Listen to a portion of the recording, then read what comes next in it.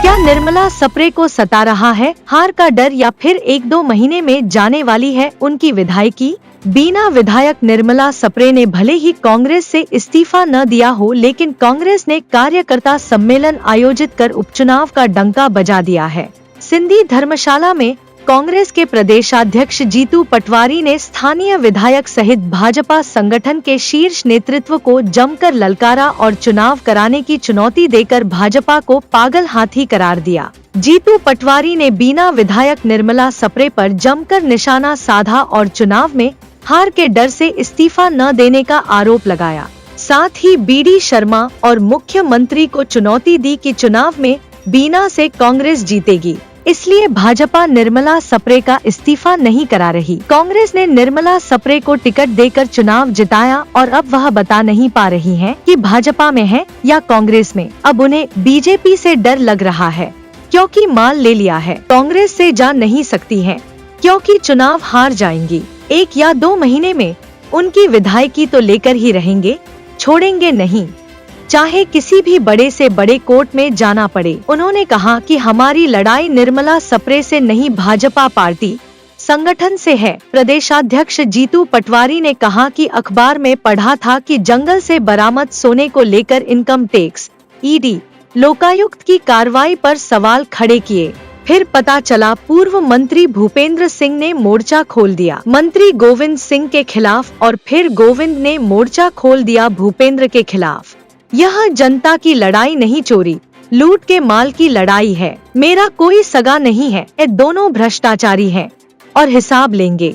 बीना की सिंधी धर्मशाला में कार्यकर्ता सम्मेलन के बाद प्रेस कॉन्फ्रेंस आयोजित की गई। प्रेस कॉन्फ्रेंस के समय अचानक लंबे समय तक बिजली गुल हो गई। अंधेरे में प्रेस कॉन्फ्रेंस आयोजित हुई, जिसमें प्रदेशाध्यक्ष जीतू पटवारी ने कहा कि सौरभ शर्मा छोटी मछली है। 50 किलो सोना 100 करोड़ की बात नहीं है, यह 20,000 करोड़ का घोटाला, और सही जांच होगी तो सागर के पूर्व मंत्री वर्तमान मंत्री जेल में होंगे। अभी सरकार उनकी और चोर को ही चाबी दे रखी है। भाजपा की सिर्फ लूट की योजना है। रविवार को भी सागर जिले में एक बीजेपी के पूर्व विधायक के यहाँ आईटी की रेड चल रही है। राष्ट्रीय सचिव कुणाल चौधरी ने भाजपा को चुनौती देते हुए कहा कि यदि दम है तो चुनाव कराकर दिखाओ।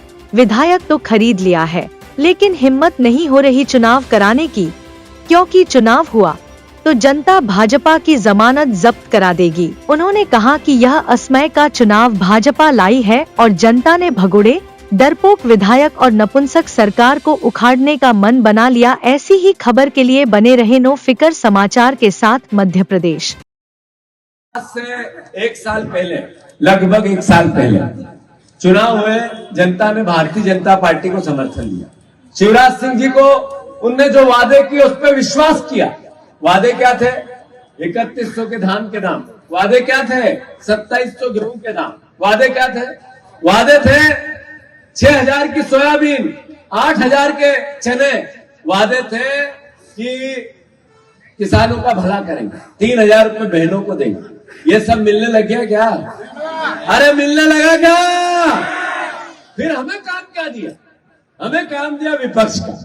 हमें विपक्ष का काम दिया और कहा कि बीजेपी जब काम नहीं करे, झूठ बोले, भ्रम फैलाए, नफरत फैलाए, तो फिर इनके खिलाफ सड़क पे कांग्रेसी रहो।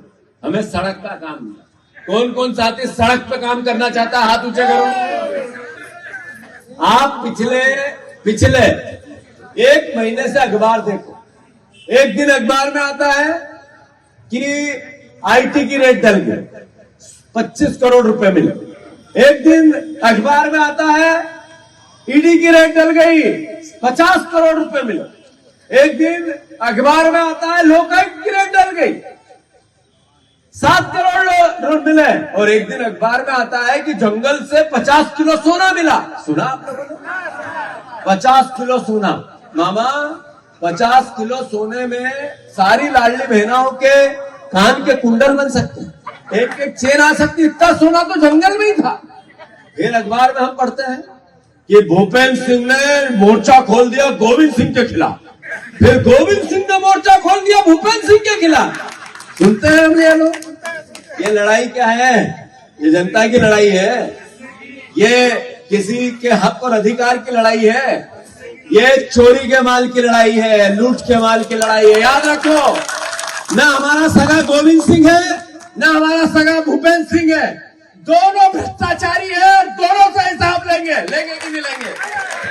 याद रखो, ये भ्रष्टाचारी लोग इतने अंत में लड़ के, जैसे कौरव और पांडव का युद्ध हुआ था, तो भगवान कृष्ण पांडवों के साथ थे और कौरवों को उन्होंने अपनी सेना दे दी थी,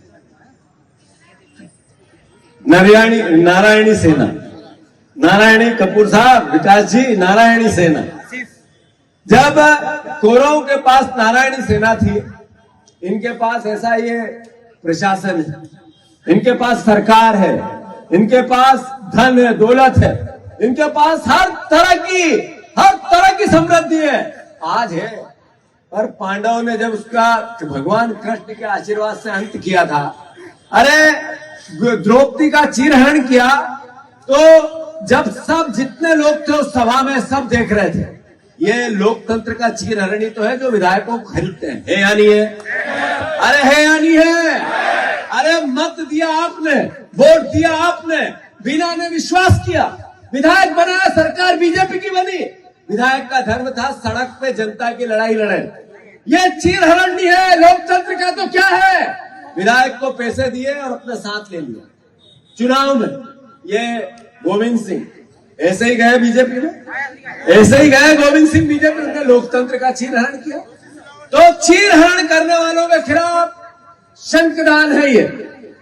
बीजेपी, भारतीय जनता पार्टी पागल हाथी हो गई, एक तरफ से रोंद रही है जनता को, किसी को कुछ नहीं समझती, मर्यादा क्या होती है पता ही नहीं।